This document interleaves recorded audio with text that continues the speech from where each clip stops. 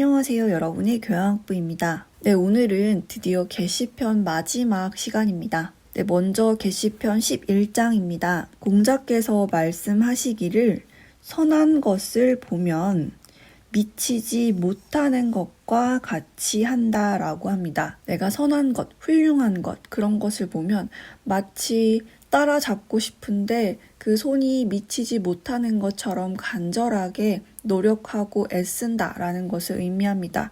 그리고 선하지 않은 것을 보면 뭐뭐 같이 한다. 여기서는 끓는 물을 찾다인데요. 보통 이 탐자를 여기서는 손을 갖다 대다 라는 의미로 많이 쓰고 있습니다. 끓는 물이 딱 찾아진 것, 그러니까 딱 보니까 있는 것과 같이 한다 라고 얘기하는데요. 저희 보통 끓는 물에 손을 넣는다는 것은 약간 경계의 의미가 되겠죠. 우리가 뜨거운 물에 손을 대면 깜짝 놀라서 다시 얼른 떼는 것처럼 혹여 손에 뜨거운 물이 닿았다 하더라도 얼른 빠져나오라 라는 의미입니다. 그래서 마치 끓는 물을 발견한 것처럼 혹은 손에 댄 것처럼 그렇게 깜짝 놀란 듯이 빠져나와라 라고 얘기하고 있습니다. 그러면서 나는 그 사람을 보았고 그리고 나는 그런 말도 들었다라고 얘기하고 있습니다. 그런 사람을 보았다라고 하는 것은 공자가 계셨던 그 당시, 공자 생전의 그 당시에 그런 사람이 있었다라는 걸 의미하고요.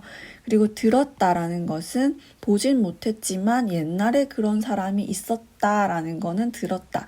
즉 공자보다 더 이전 사람을 의미할 겁니다. 그리고 숨어서 살면서 그것으로써 라고 해석될 수 있습니다.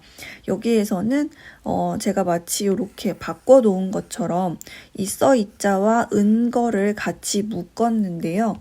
그렇게 해석을 하셔도 좋고요. 아니면 제가 지금 방금 얘기한 것처럼 숨어 사는 것, 그것으로써 이렇게 해석하셔도 의미는 똑같습니다. 근데 한국어로 조금 부드럽게 해석하기 위해서는 붙여서 하는 게 좋겠죠. 은거함으로써, 숨어 삶으로써 그 뜻을 구하고 라고 되어 있습니다. 내가 밖에서 내 뜻을 펼치지 못하고 내 뜻을 굽혀야 한다면 숨어서 살면서라도 그 뜻을 내가 굽히지 않고 계속 구하고 또한 의를 행함으로써 역시 앞의 문법과 비슷합니다. 의를 행하는 것, 그것으로써 그 도를 통달한다. 그 도에 다다른다 라는 말이 있더라. 그런데 나는 그 말을 들었다. 그러니까 과거에는 그런 사람이 있다고 하더라. 그런데 아직 보지 못했다. 아직 그런 사람을 보지 못했다.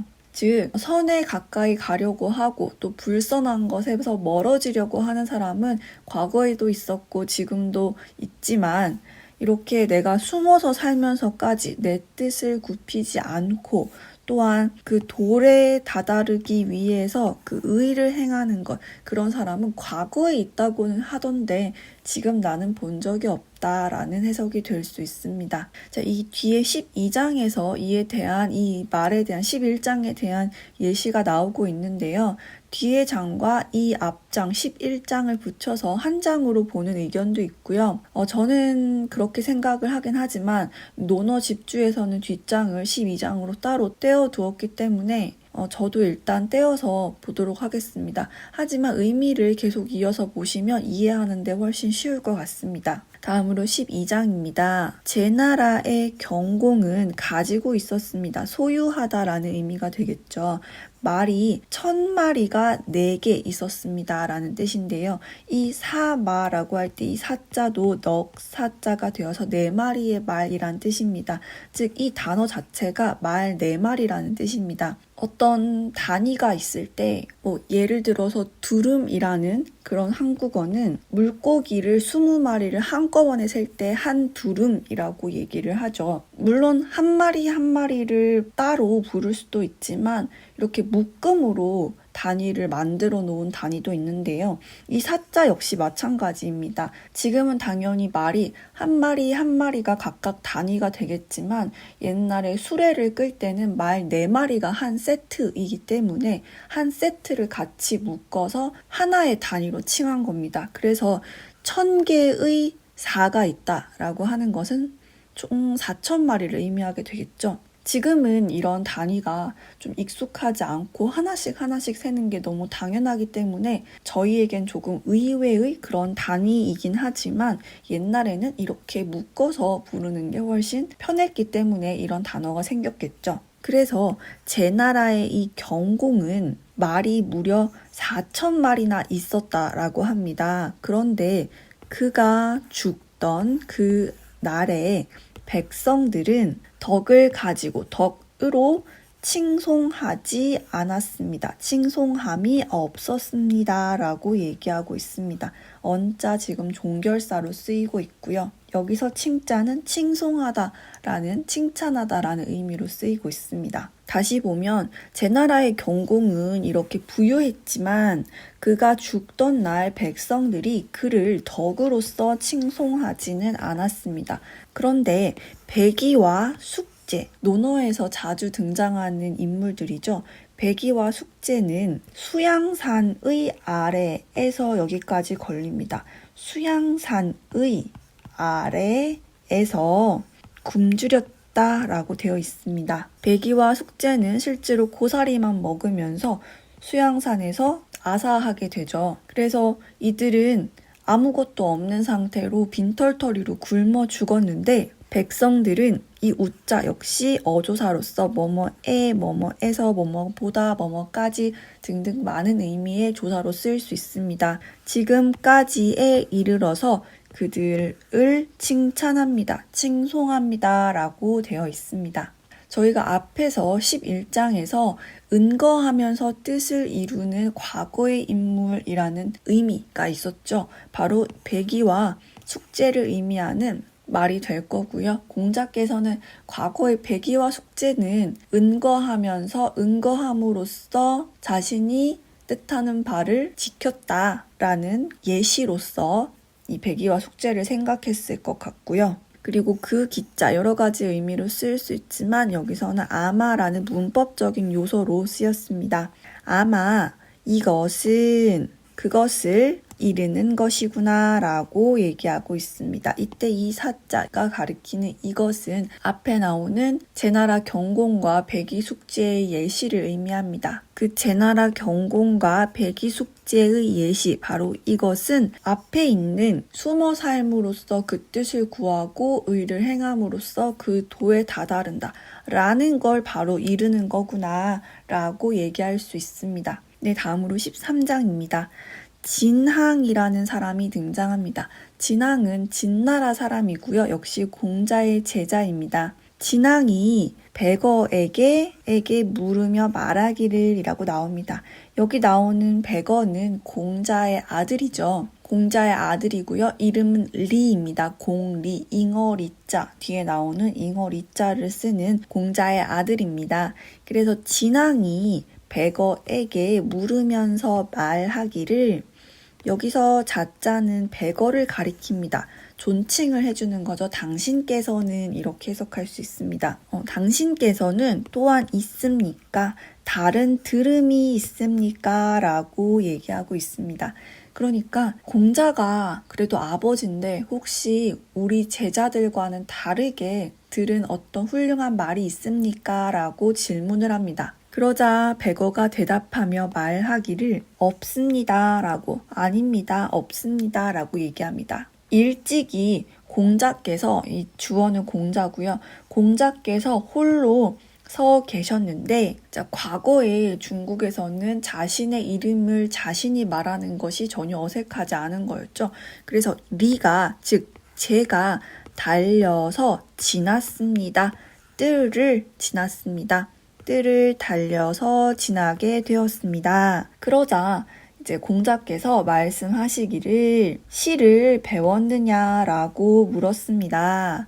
그러자 이번엔 백어가 대답하며 말하기를 아닙니다. 아직 안 배웠습니다. 라고 얘기하자 여기서부터 다시 공자께서 말씀하십니다. 공자께서 말씀하시기를 시를 배우지 않았다면 이 무이가 합쳐서 can not 할 수 없다라는 의미로 쓰입니다. 그래서 말할 수가 없다라고 얘기하고 있습니다. 시를 배우지 않았다면 말을 할 수가 없다라고 공자께서 말씀을 하셔서 제가 물러났고 그리고 시를 배웠습니다라고 얘기했습니다.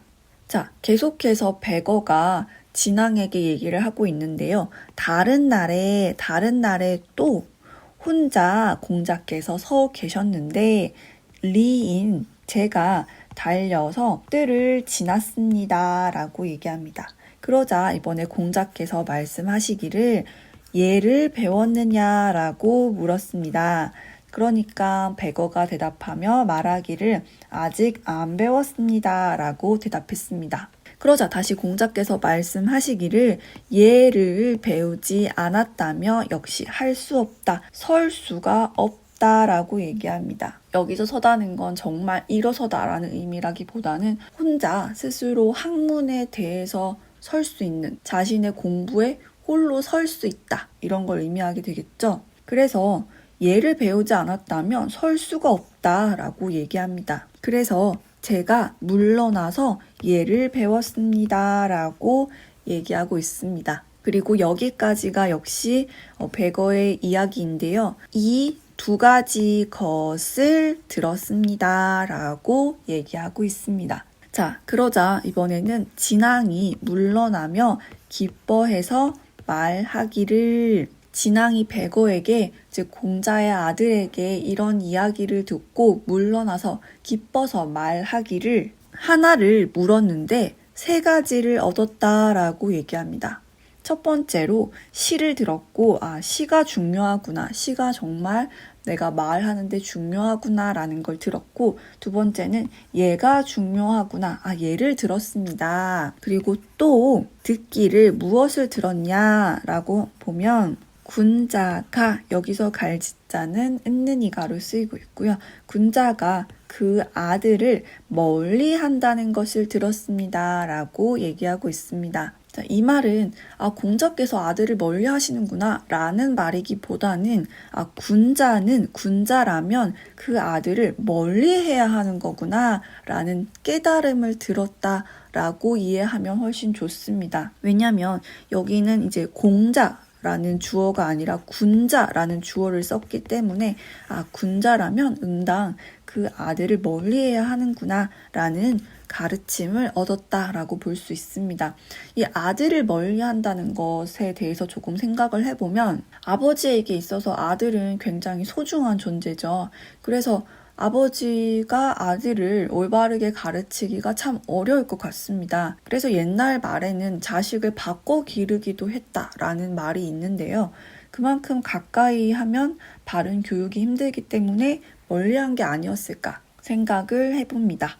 네, 다음으로 계시편의 마지막인 14장입니다. 그 나라의 임금의 아내는, 그러니까 국모가 되겠죠. 임금이 그를 칭할 때는 부르기를 부인이라고 한다라고 합니다. 임금은 부인이라고 부르게 되고요.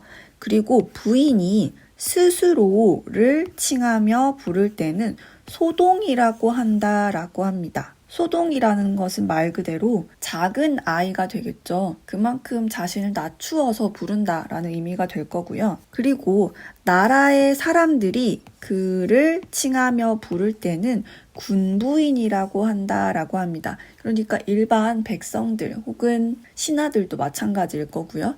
그 나라의 사람들은 군부인이라고 부릅니다. 그리고 이 어조사 저자가 여기서는 지어자로 풀이될 수 있고요. 그를 칭할 때는 근데 어디에서 다른 나라에서 이렇게 묶여지게 되겠죠? 다른 나라에서 그를 칭할 때는 말하기를 과소군이라고 한다라고 합니다. 여기서는 자신의 나라 사람들이 뭐 사신일 수도 있고요. 아니면 일반 백성들일 수도 있고요. 그런 자신의 나라 사람들이 다른 나라에서 우리나라의 왕비를 가리킬 때는 과소군이라고 한다라고 합니다. 여기서 과라고 하는 것은 사극에도 나오는 과인이라는 단어가 있죠. 자신을 낮춰 부를 때 쓰는 말이고요. 즉 우리나라 사람이 다른 나라에 가서는 우리나라의 왕비를 낮춰 부르면서 과소군이라고 부른다고 합니다. 그리고 다른 나라의 사람들이 그를 칭할 때는 또한 말하기를 군부인이라고 한다라고 합니다. 네, 여기까지 개시편에 또 마쳤고요. 다음 시간 또 양화편으로 찾아뵙겠습니다. 감사합니다.